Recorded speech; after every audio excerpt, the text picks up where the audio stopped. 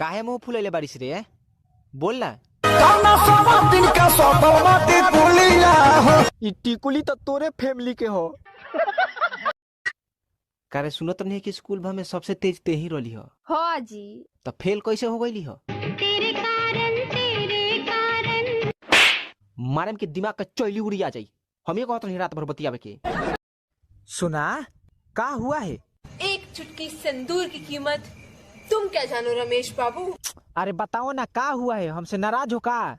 एक चुटकी सिंदूर की कीमत तुम क्या जानो रमेश बाबू। सेनूर तो सुन ले, पहले हम सेनूरे बेचत रहनी, 2 रुपया के इतना मिलेला।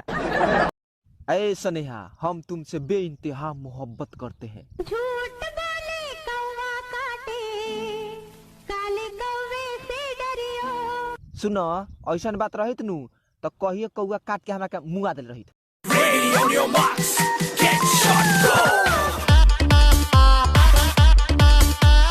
मम्मी हो या पापा हो, भैया दीदी चाचा हो, अब सबको आगे लाना है, वैक्सीन लगवाना है, इंडिया को करना है फिट एंड फाइन, इजी है worry not, Paytm Pay book your vaccine slot, ready on your marks get set go,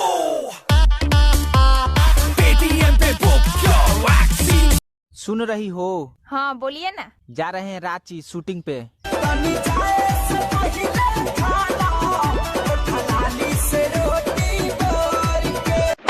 तनी मुनी नून रोटी लिया, जूठिया ली। अच्छा तू हमारा से बहुत प्यार करला नु? बहुत ज्यादा जानू। तो तू हमारा खातिर का कर सकेला? का ऐसा मतलब कुछ कर कि दुनिया में केहू आज तक ना कोई लोग अपना प्यार खातिर बोला। हमारे बाबूजी का करलन? का करलन? सिंघाड़ा बेचलन। हाँ। सिंघाड़ा में से आएगा मजा, होने वाला है fun, count every ball boy, count every run, download Betway scene करो डन, क्रिकेट का बादशाह बन, क्रिकेट का बादशाह बन, क्रिकेट का बादशाह बन। केने बारिश, अब टेंशन लेला के कोनो बात नहीं खे, नौकरी लगे वाला बा हमार। काहे मुंह बरे? बोल ना। हमको मिला रे बकलोल। अब हम बकलोल हो गए। ए आई लव यू।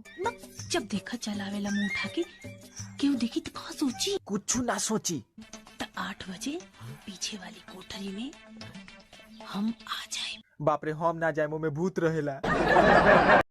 मधु, ए मधु, सुनो तारू हो? अरे का कहतनी रोवा। एगो मत बोलो भी, बाबूजी जागल बारन।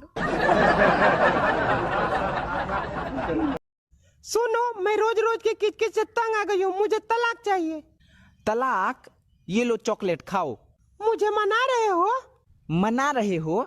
शुभ काम है, मुंह मीठा करो। काहे मुंह फुलैले बारिश रे? बोल ना। ई टिकुली तो तोरे फैमिली के हो। केने बारिश, अब टेंशन लेला के कोनो बात नहीं खे, नौकरी लगे वाला बा हमार। काहे मुंह बरे? बोल ना। हमको मिला रे बकलोल। अब हम बकलोल हो गई। कारे सुनो तो नहीं कि स्कूल भर में सबसे तेज ते ही रोली हो। हाँ जी। तो फेल कैसे हो गई हो? तेरे कारण मारे के दिमाग का चौली उड़ी आ जाई। हम ये कहते नहीं रात भर बतियावे के। हाय। हाय, हाउ आर यू? I am fine. आप कितना पढ़े हो? आपके जितना? मेरे जितना मतलब? मैं भी इतनी इंग्लिश बोलने के बाद हिंदी पे आ जाता हूँ। कोई तुमसे प्यार ना करे, इससे तुम्हारा प्यार कम नहीं हो जाता, तुम्हारा प्यार काफी है, तुम काफी हो।